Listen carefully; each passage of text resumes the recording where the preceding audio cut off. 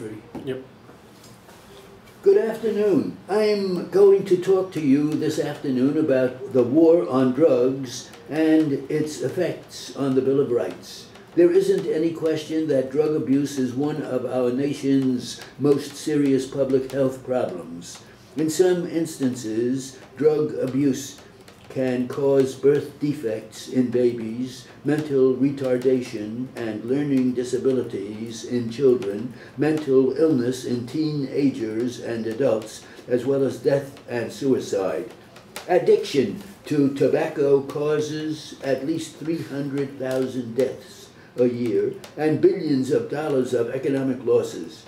Abuse of alcohol causes some 100,000 deaths per year and thousands more crippling injuries.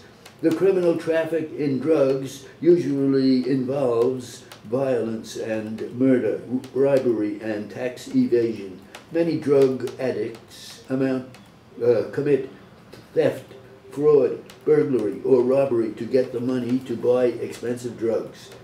There is a tiny criminal traffic in alcohol, and crime committed to buy alcohol, in contrast to crime committed under the influence, is not great.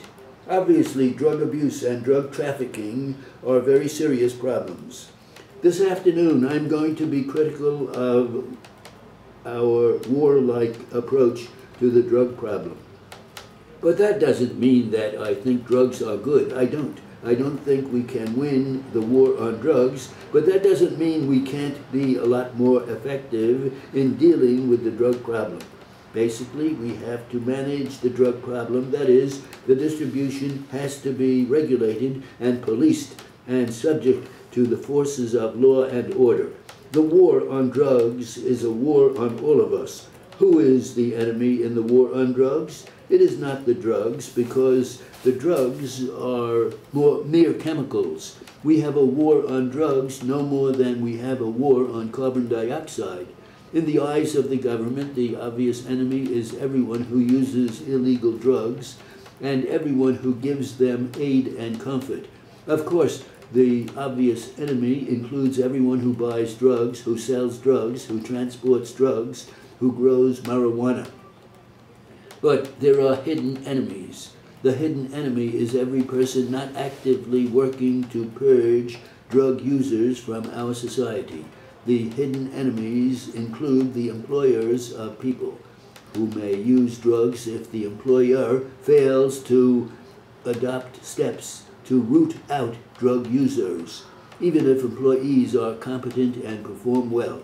The hidden enemy is every parent of a drug user who fails to turn their child over to the police or fails to use every means to coerce their child into stopping his or her drug use.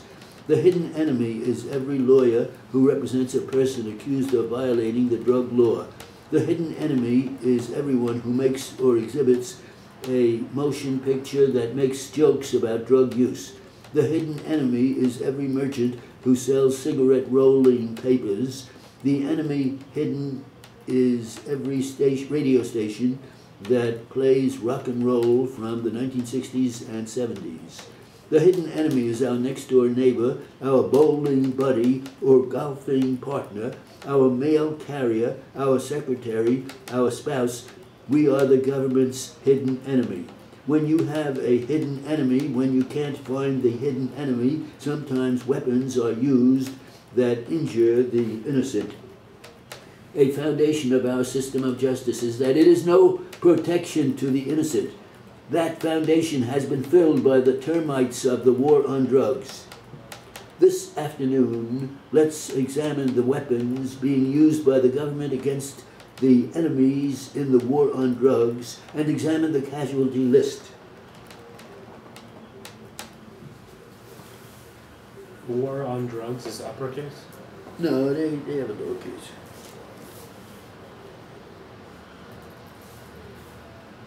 That was 140.